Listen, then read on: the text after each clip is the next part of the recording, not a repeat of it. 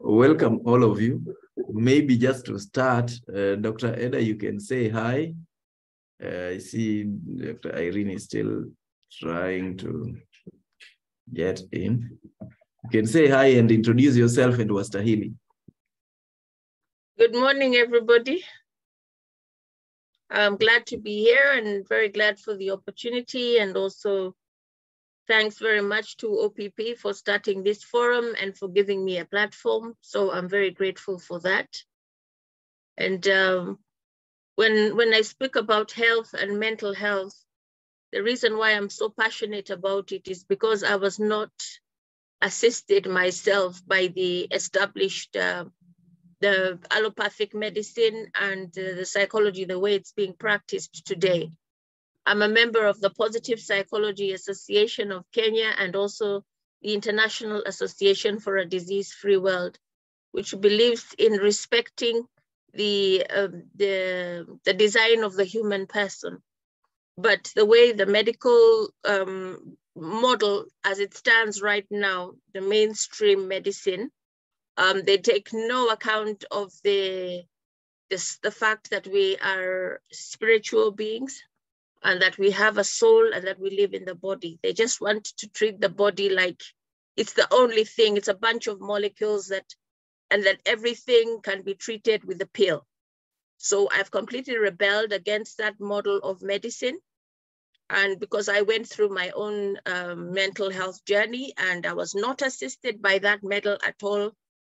And I found great hope in positive psychology, which takes into account the human nature and what makes a person thrive. Instead of labeling you with a disease and putting you on medication for the rest of your life, I've completely rejected that model. And that the models of the IAFDW and positive psychology are what works. Thank you.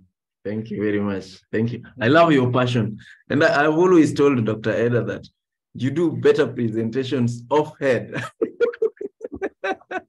But she's a perfectionist. She doesn't believe that.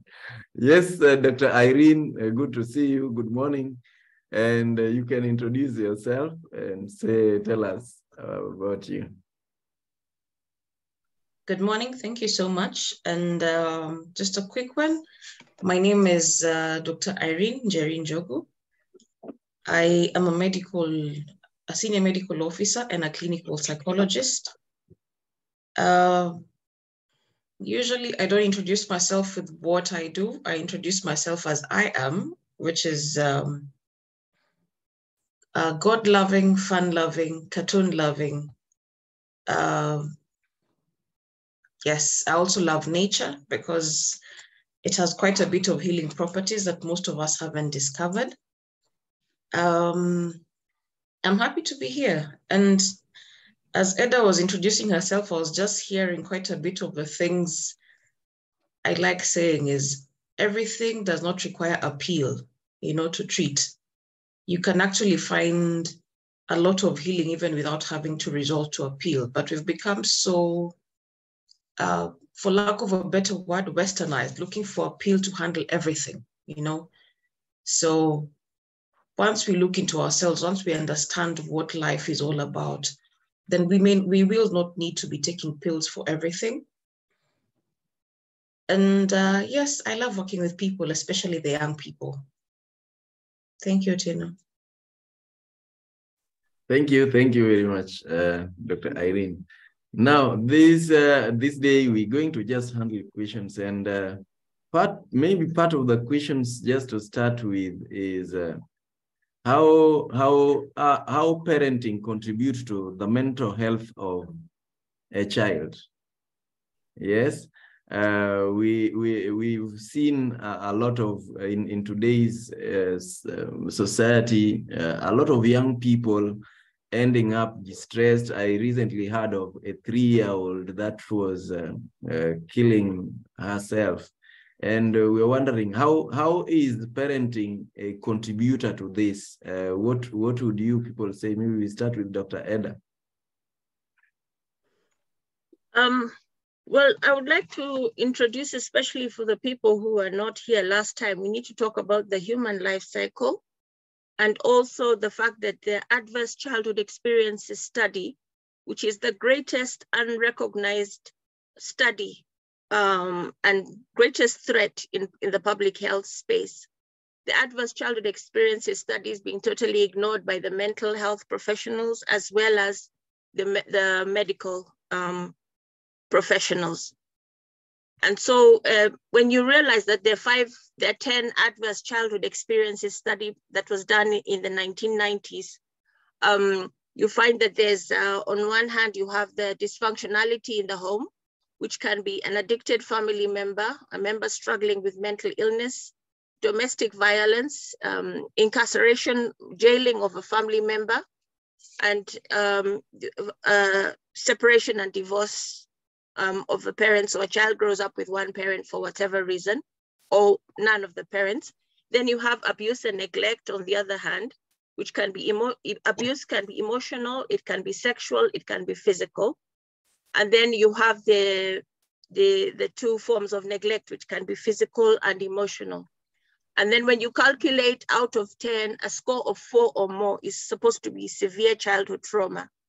And like I said, in the IAFDW, we talk about the 7 toxicities, and the 5th toxicity, which is actually the greatest toxicity, is emotional toxicity. And this contributes to psychological trauma, and trauma is a psychological wound.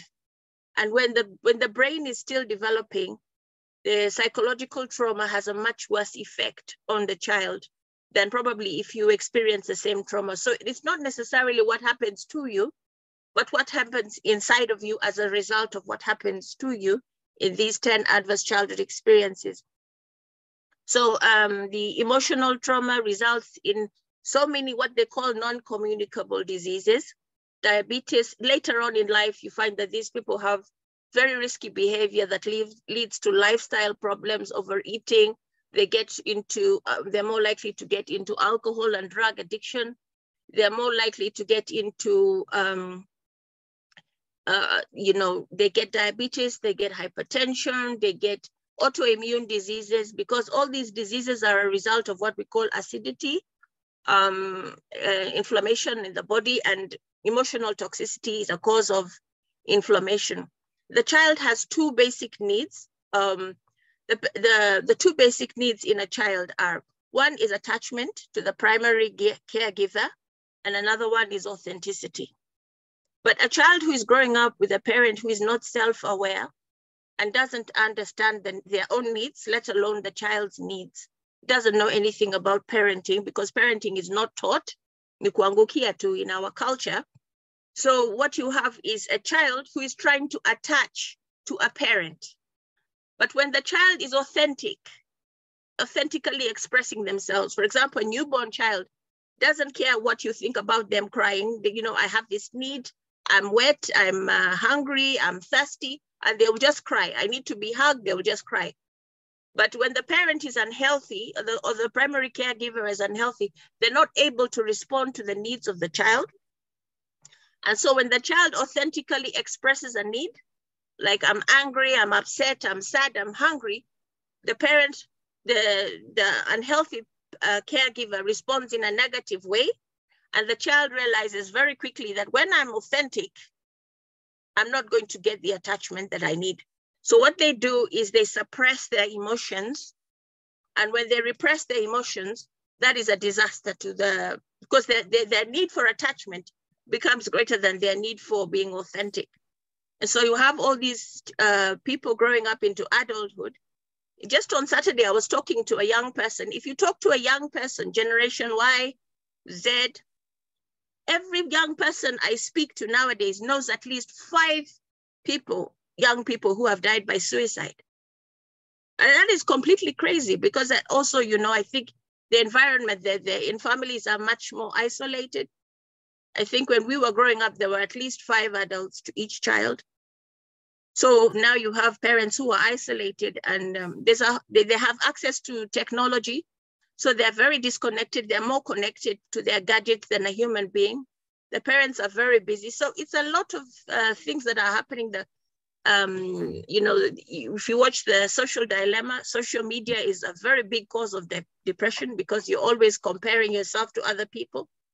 And so what they know is that there's no parenting gap. If you're not connected to your parents, the home is the first school of life, and the parents are supposed to be the first teachers. If you're not connected to your parents, there's no parenting gap. There's something else or someone else who's parenting the child, whether it's social media, whether it's TV, whether it's the house help, whether it's a neighbor, there's no parenting gap. So the child is connecting to people or institutions or things and gadgets, and they're disconnected with their parents. And the biggest problem is, because the most important life skill is actually self-awareness, apart from integrity, personal integrity, self-awareness. And many parents are navigating the space with no self-awareness, self-control, or emotional intelligence, or understanding what a child needs at that stage. And they themselves have their own traumas that they're trying to overcome, the way they were parented. So the parenting style also matters, but I'll hand over to Irene before I discuss the parenting style. Thank you. Yes, Dr. Irene, you can add something. Then we have another question to come. Okay, just to add to what Dr. Eda said about if you're not parenting, someone else is, or something else. And when you think about it, we are all social beings. Yeah, and we've had the phrase, monkey see, monkey do. So how do children learn? They learn by observing. They look at what we do and they do it. Yeah. So if we are not present, if we are not there to lead by example, if we are not self-aware, if we're doing things from all the traumas we've faced, as Dr. Eda has listed them, that's exactly what the children will learn. Yeah. If they see you constantly on the phone, that's what they know. Okay, this is what I'm supposed to be doing.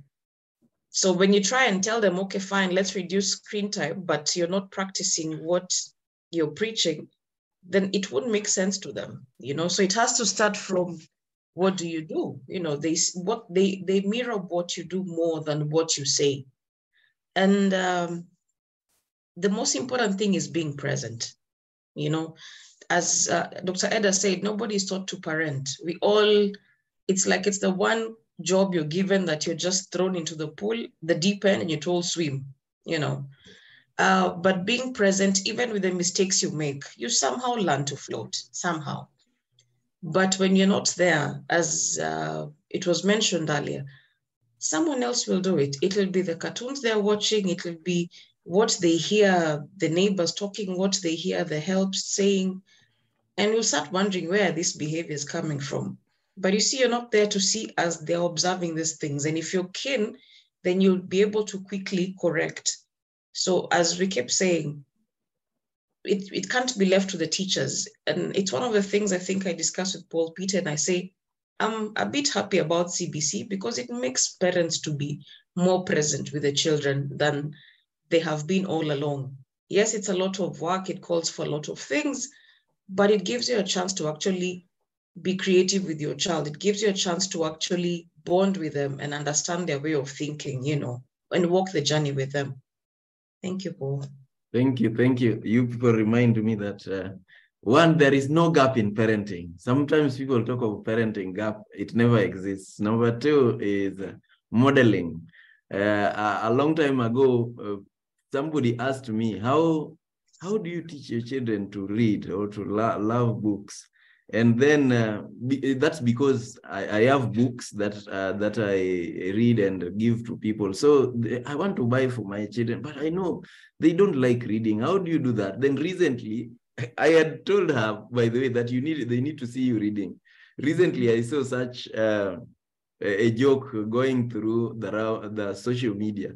Somebody is reading a book, seemingly at an airport or maybe at a doctor's clinic or something. They are waiting and reading.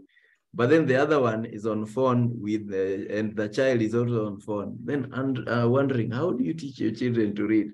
You see, they've got to see us doing it. Yeah. Now, there is this question that I also heard from some other people.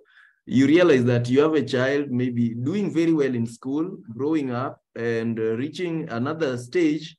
They start going down in performance, and you seem to think like there could be a problem, but you can't figure out what it is. You see, the grades are just going down, but they're not speaking, they're not saying it, they hardly speak. Most in secondary school, they are about towards Form 4. And as a parent, you have no idea how to approach this. What should be done, or what could be done? Dr. Irene, we can start with you now. Thank you. I like the way you say what could be done. That's why what we are focusing much more as our organization, Tunza Afya Africa, is raising awareness. Let's avoid having such situations. Because when you think about it, if I have not been there for my child as they were growing up, then now they're teenagers and I can see they're struggling. It's harder for them to talk to a stranger, that being me, because I've not been there. Yes, I've been providing, I've been doing all these things, but I've not been there as a parent. I've not been present. You might find most likely my child will be more free to talk to the nanny because that's a person my child has been bonding with. So she might be the one who's giving me information. Oh, by the way, your child is struggling with 1, 2, 3, because they already have like a trust relationship, it exists. But when you think of it as, okay, so all along, all I've been asking, okay, how are your grades? When they do well, I'm acknowledging that and appreciating. When they fail, I'm reprimanding them, not in a loving way, because of one, maybe how we were brought up, if anytime there was failure, I was reprimanded, and that's more or less like instilled fear in me. So if I pass this on to my child, then even when they're struggling, they'll think, hey, how do I come back and start trying to, to show that I care? But I keep saying all is not lost. We can always start from somewhere. And I know we say all these things, it may sound like it's very far-fetched. As we talk about in a relationship, words like I'm sorry, words like thank you, they should exist. And the same should happen even between parent and child.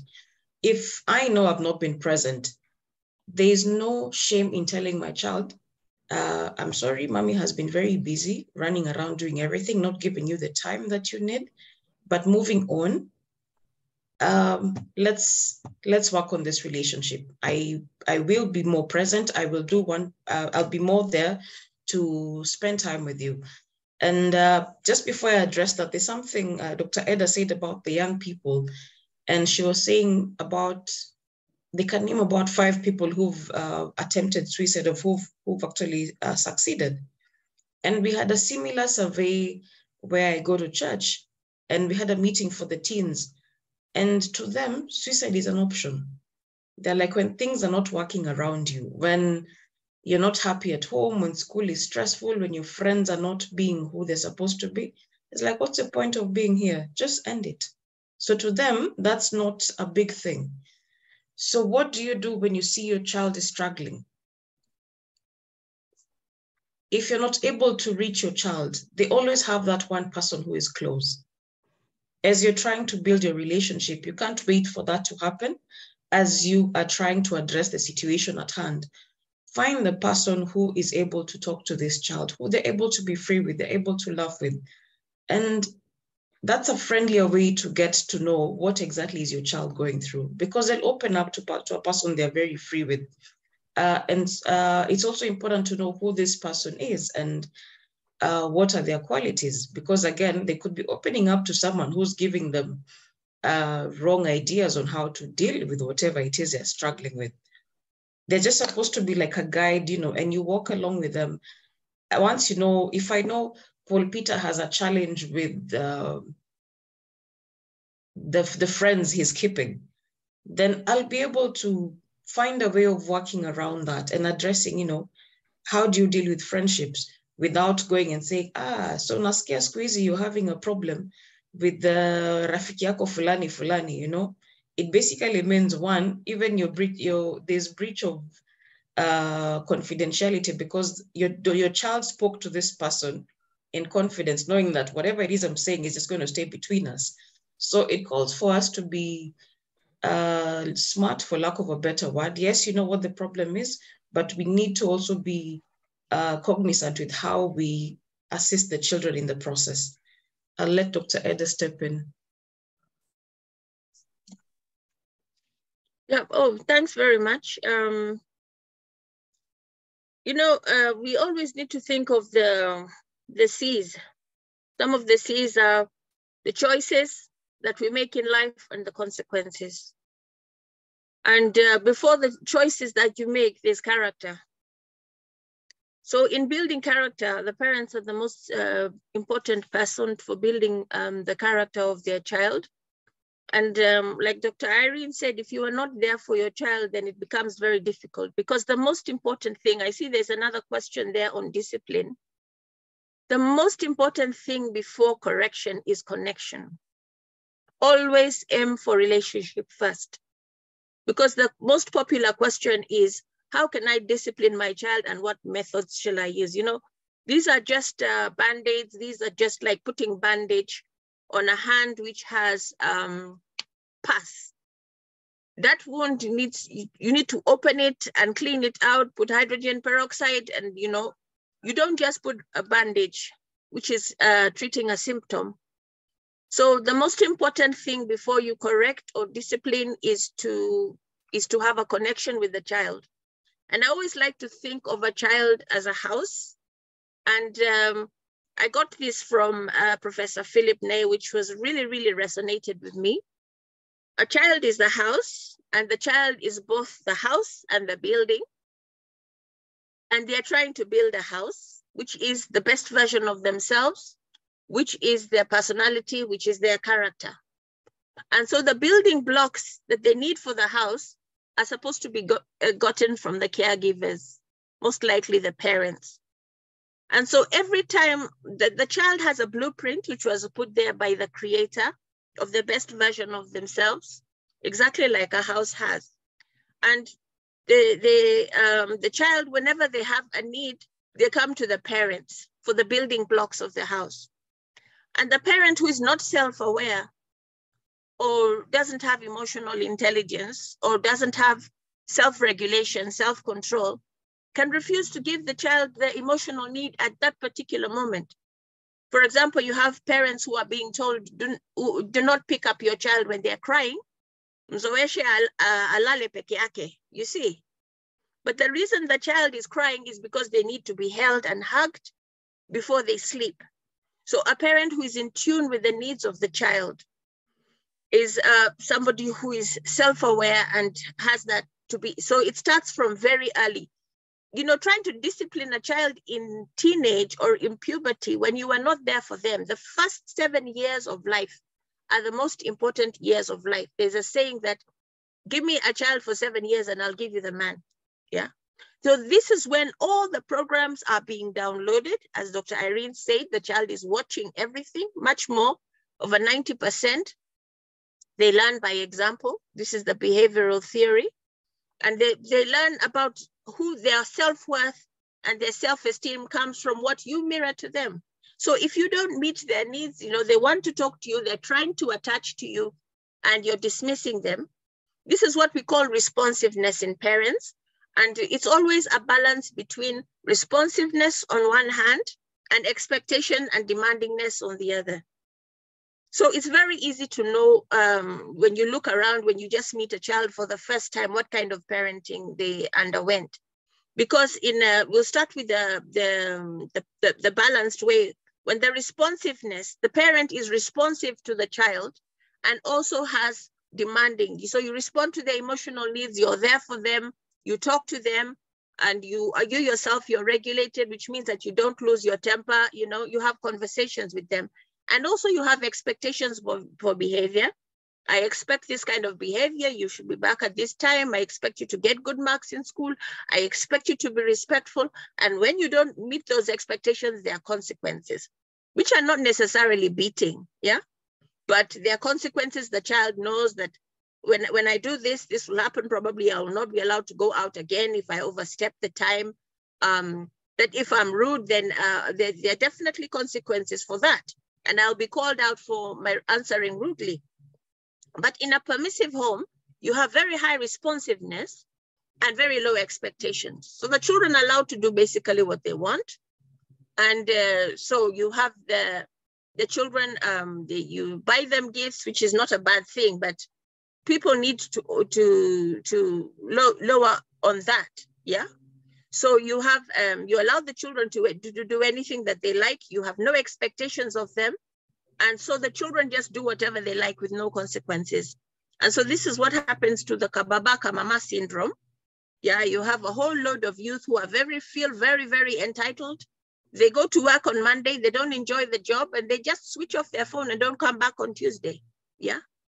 So, you know, they expect the world to do everything for them, and they suffer the consequence because asiyefundishwa na mamake atafundishwa na ulimwengu. Yeah.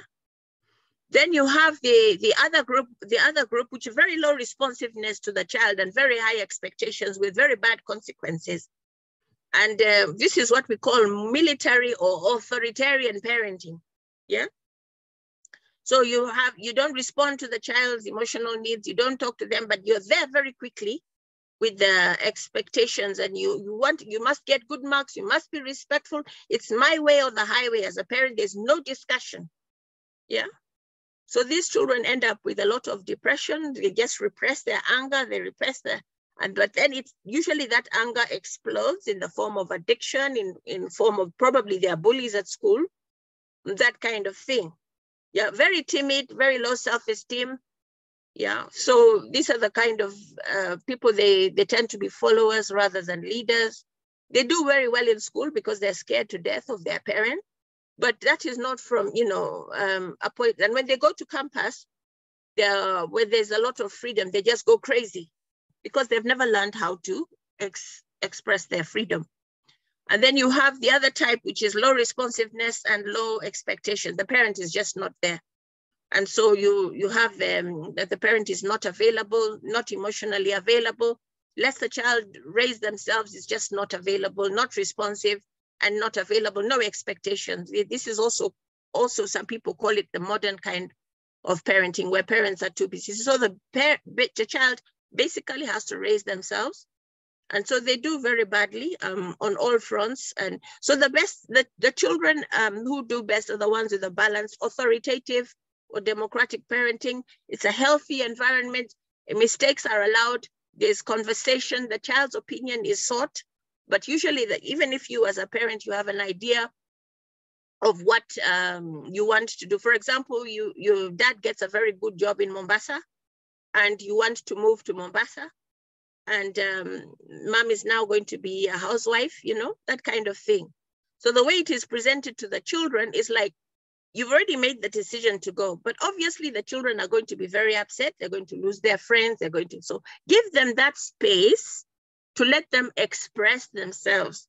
I'm going to miss my friends. I'm going to miss my school. I'm going to miss my neighbors. Give them a safe space to express their emotions. Yeah, although you've already know you've made the decision, then you have the discussion and you say, you know, in fact, it's a much better job. These are the advantages and these are the disadvantages. And because it's a much better job, mom will be at home most of the time. And so you guys will get to see mom much more often. You know, so let it be a discussion. But in an authoritarian home, the children will be told, we are going on Monday. Mupende, musipende. Yeah. So that's the difference. And then you can see these people in the environment, children who are brought up in democratic, authoritative homes. They're very confident, and at the same time, they're very respectful, and they don't allow people to step on them, but they're very assertive. They know their rights. And these are the people who are being sought for in job interviews. People really love this kind of person, and they keep their jobs well. So that's what happens with and we need to talk about the carpenter parent. The authoritarian parent is a carpenter.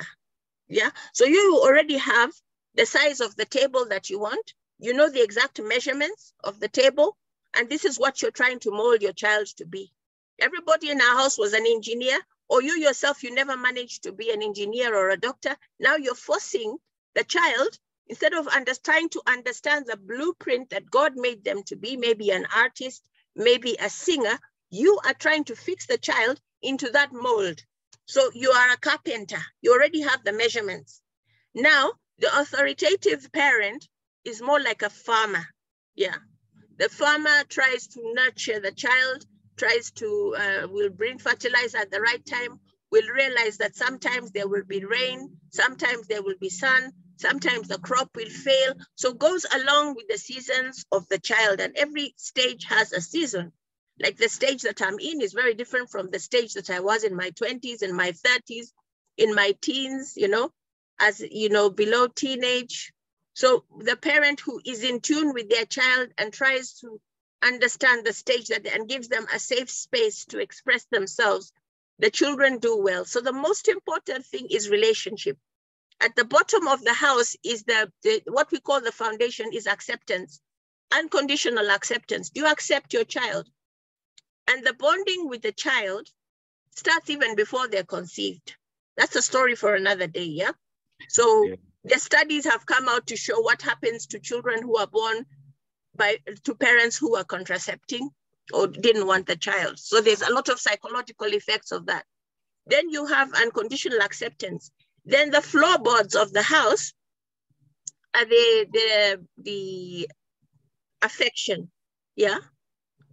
Then you have the walls of the house. The walls of the house are the affection. We call them the 6 A's of parenting. The 6 A's of parenting, you have the foundation, which is unconditional acceptance. Then you have the walls of the house, which are the affection.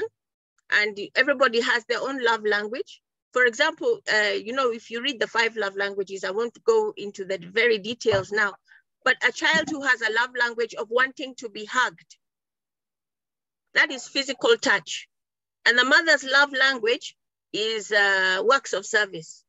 So the mother is always doing things for the child, cooking for the child, ironing for the child, but the child feels unloved because they just wanted a hug. So understanding your child's love language is very important. It's physical touch. It is words of affirmation. It is acts of service. It is quality time. Yeah. So everybody has their own love. It's good because your child will express their love language to you.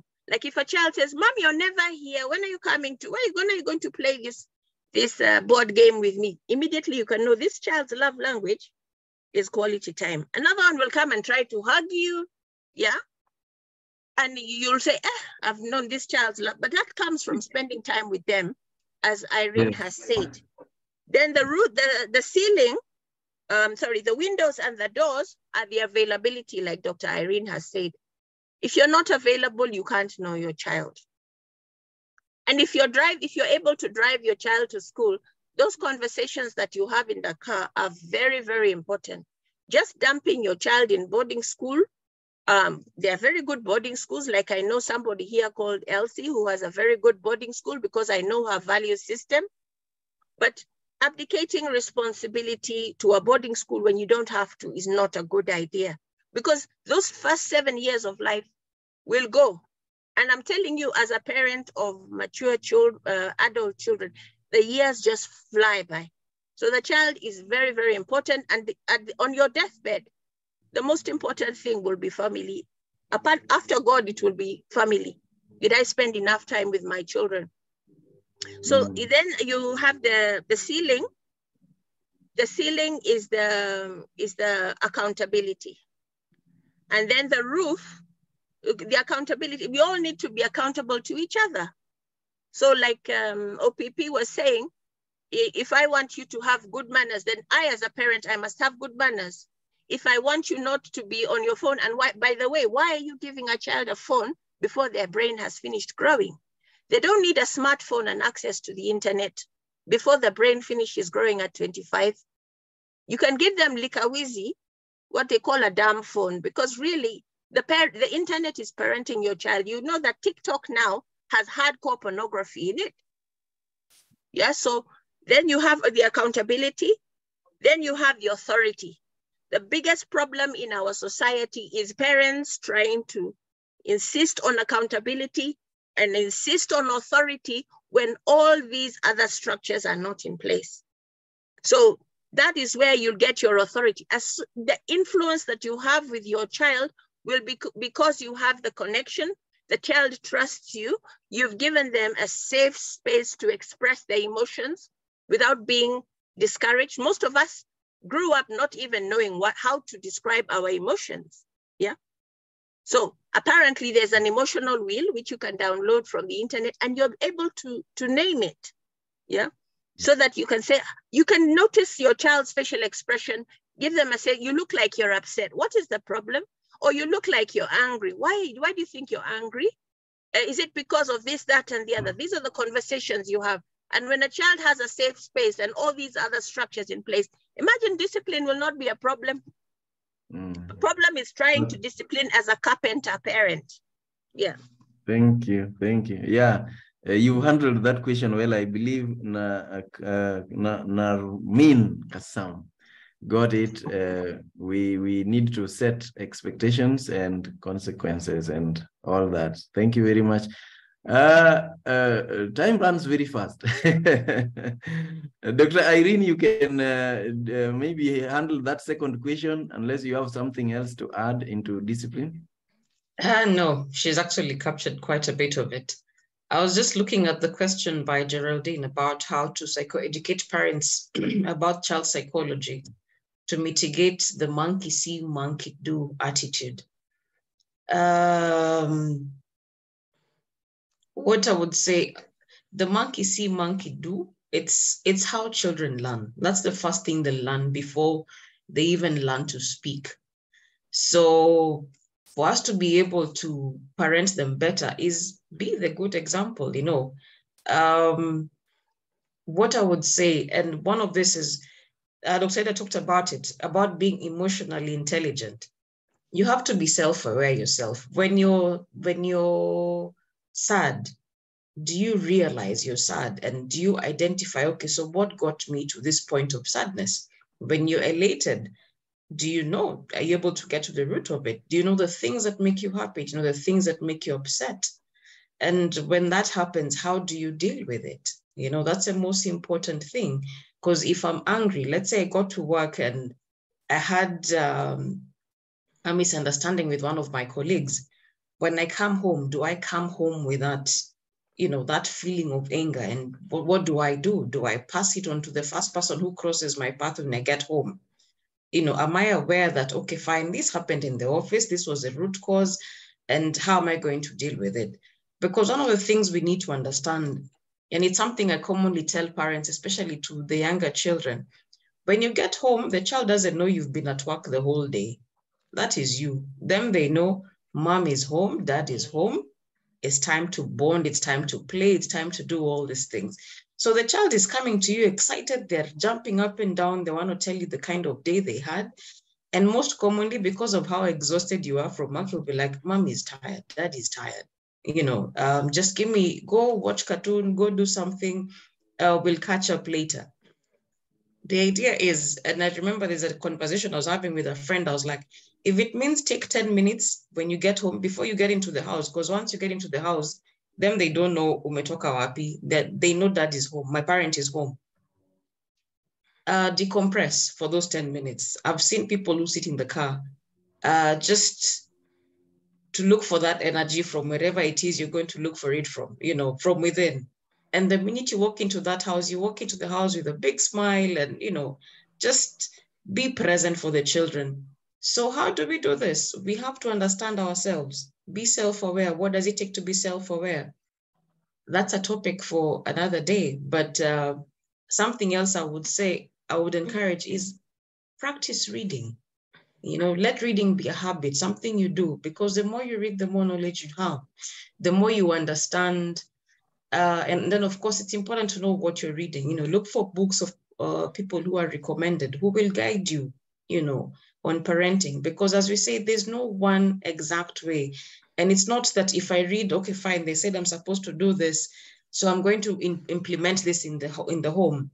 There's something we call critical thinking. You know, even as you're reading all this, you're trying to see, how will it work in my house? Is it something I can comfortably implement? You know, what adjustments will I make? And I like the analogy that Dr. Eda has used about the farmer. You know, being a parent who's like a farmer, you don't come with preconceived ideas of how the crop is going to come out. You know, nobody knows that. If we knew, then we would not be having food shortage and all these hunger things going on. We would be having a perfect world, if I may call it that. But we also have to be prepared to know how to deal with situations as they come. But most importantly is we change how we look at things, we understand ourselves, and then they'll be able to see that, okay, fine, when I know I've done something wrong, I'll know, you know, and they'll be able to express themselves. When you're upset about something, at times we come home and we try and mask it. You know, you're trying to smile, but, you know, we speak even without using words. So the child will be able to see, okay, today mom or dad is not happy. You know, you can tell they're struggling with something. So are we honest enough to let them know, hey, today I had a bit of a crazy day at work? Because they need to know in life, there are good days and there are bad days. What matters is how do you deal with it?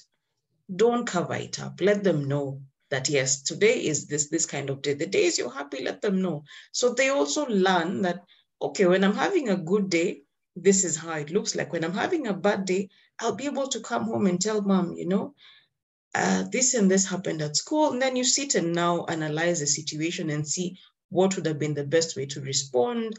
And then in future, what happens when such a situation comes up. Dr. Eda, do you want to add something? Maybe we need to, Dr. Eda, just a minute, we need to, there are quite a number of questions. We have like 10 minutes, if not less.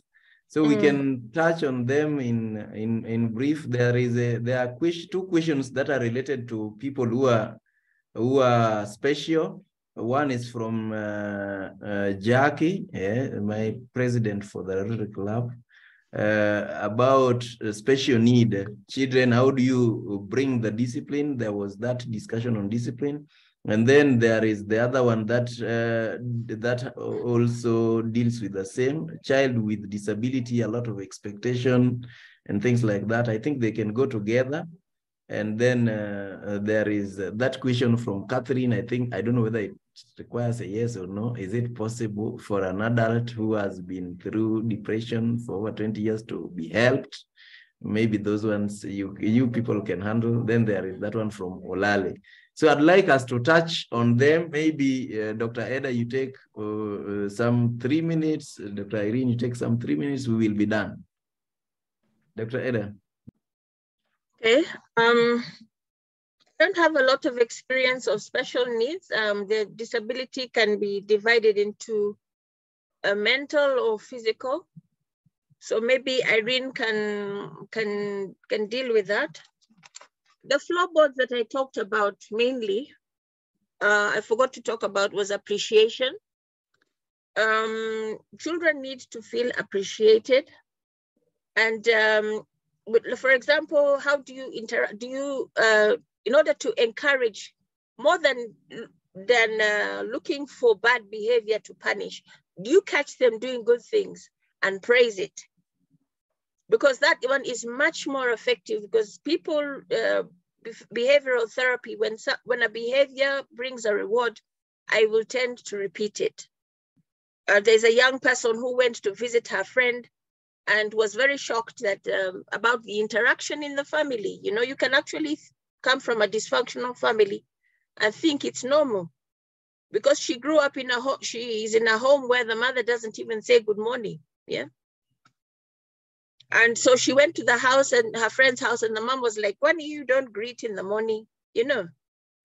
And then there's that relationship between the parents. This is something that tends to be overlooked. The most important thing in the life of a child, if you're married, is your relationship between the two of you. And they're very sensitive to tension. So the best way to love your child is to love your spouse. And so that's something that tends to be overlooked a lot. And the one who has been in depression for 20 years or above, there's nobody who's beyond being helped, yeah? Actually, when you look at the word depression, usually it's anger turned inwards. And this person never had a safe space to express their anger. which came as a result of the psychological trauma that they went through. And they say that the greatest recovery from trauma is by connection. So if this person is given a safe space and you try to, some of them will need actually professional help, but just you being there for them is the beginning. And in fact, the new buzzword, the new buzz sentence by psychologists is not what is wrong with you, but what happened to you. Because me, I went through a lot of time in drug addiction, being labeled personality disorder, being labeled depression. And yet I was being given all these drugs and this medication, and yet my primary trauma was not being addressed. So it's good to make friends with the person and try to find out what it could be. And support groups are very, very effective. And our community, our African community, our African hospitality, let's hold on to our traditions of hospitality. If you have a jumuiya, like in my jumuiya, we meet once a week and we have Bible study. We try to find out how was your week, or who's sick, whose relative has died. Let's go and visit, you know. That one is very, very important. You'll really lower the suicide rate because you'll have discovered what is stressing people. But we live in a very, very difficult society. There's shakahola. There's so many things which are happening. People are constantly being bombarded with bad news. So we need to be there for each other and have a community that is there for one another. Thank you. Thank you very much. Yes, Dr. Irene, what you can say about those questions? Thanks for that. What's the best way to discipline special needs children? It all boils down to virtually everything that Dr. Eda said. Every person, however, parenting doesn't change, you know, being an authoritative parent doesn't change when it becomes a special needs child, because it's still a child. That's how we look at them. What matters is they may not be able to express themselves as our other children are able to express themselves. But when they have a way of communicating, and the only way to know how your child communicates is being present. So you'll know when they're happy, what do they do? There are some who will clap, there are some who will, you know, you'll see it. The smile still comes. When they're upset, you'll see they're either rocking, depending on whatever it is the special needs is. It could be a neurodevelopmental issue. So being aware of who your child is, that's the, I would say it's a gold rule, you know. You'd have to know what brings joy to your child, what brings sadness, and how do they express it? Then what calms them down, you know? That way you'll be able to let them know when they do something good, this is how mom responds or dad responds, you know, when they do something wrong, this is what is expected of me. It doesn't change the mere fact that they have a disability, if I may call it that. So it's hard. It may appear harder because it calls for you to be a lot more observant. But then again, even for children who do not have special needs, you still have to be a lot more observant for you to be able to know when your child is sad, you know. And I like the way Dr. Eda talked about the wheel, for you to know when they're sad, how is their demeanor? Are they sad? Are they choosing to isolate, you know? And this cuts across all of them, which also addresses a question that I've seen with Olale about teens wanting to go for virtual, what do you call it? For virtual church service, as opposed to in person. It's the same thing. They're comfortable being alone. And this is a point where even they don't understand who they are. They're going through that identity crisis. And that is when you actually need to really be there for them and let them know it's okay, this season will pass. I work a lot with teenagers in church, and we try and make them take control, you know, so that when they're doing other things, they forget about what they think of themselves and all that. They're able to put themselves out there as opposed to us telling them what to do. Because you might find in most spheres, that's what they're told. In school, be quiet, do this, do that. at home, possibly you're told, have you done your homework? Have you done what? But we can change the narrative and show them, okay, fine, you're now advancing from being a child to being an adult. You're transitioning, which means it calls for more responsibilities, which means we don't have to tell you what to do. It's you need to start doing these things yourself, guiding them through it, being there to support when they have questions. It all talks about being present. There is no, I mean, if you forget everything else we've talked about today, we have to be present for our children at whatever age. And present doesn't just mean, okay, we are in the same room, we're sitting together, but there's no communication. That is really, really important. Thank you, Paul. Thank you. Thank you very much, both of you. I've loved this session. You know, it's through such that I realize how small an hour is. Yeah. How short. Because I know each one of us would love to listen and more and more and more, but it runs too fast. So at this point, you people can share your contacts for people who'd like to see you for further consultations, discussions, or whatever would be personal. Can I share one thing? Yes, I wanted to say that you can say your last statements. Okay, yeah. I love this saying on some that I found somewhere, because sometimes when you talk about these things, especially when I first got into the parenting space, it's very easy to fall into guilt. I think you need to have a lot of self-compassion and know that parenting is a journey, even if you've made mistakes in the past. Because even our parents, they did the best they could with what they had. Mm-hmm. And, you know, even that, the authoritarian military parenting that we grew up with gives you a chance to, once you've experienced something that's toxic, you're able to make sure it never happens to your own children. So there's a saying here by Rebecca Innes, parenthood is sneaky. You think you're just raising a child, teaching this little person how to live and be in this lovely, chaotic world. But in truth, you're learning and growing right alongside him. If your heart remains open and your mind conscious, you'll find that parenthood is the ultimate journey to self-discovery, and that though raising this precious being has been entrusted to your care, you rise to your own fullest potential. So you also get to self-actualize, to be the best person that you can be through parenting. I'm still parenting with my children in their 30s and bringing me grandchildren. And so I'm able to talk to them and say, you know, this, that, and the other with your child. Don't give them screen time below 1.5 years, no screen time at all, you know. So from a point of view of knowledge, and like Irene said, do a lot of reading. There are many spaces. There's Caroline Chakua, who is my role model. She's also on YouTube, and she does a lot of trainings on parenting. So get these gurus out there who teach a lot of, and also try to develop yourself in self-awareness. Yeah.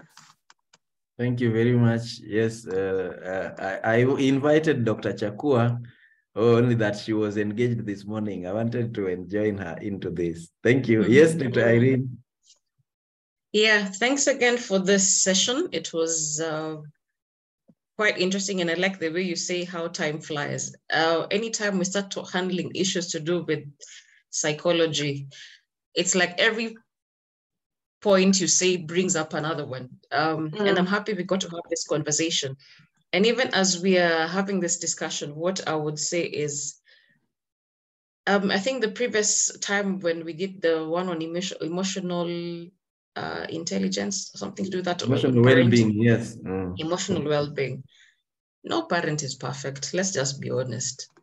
No one is born knowing. We all learn on the game. And as long as, just like Dr. Eda said, as long as you keep that avenue open of learning, then it will be an interesting experience.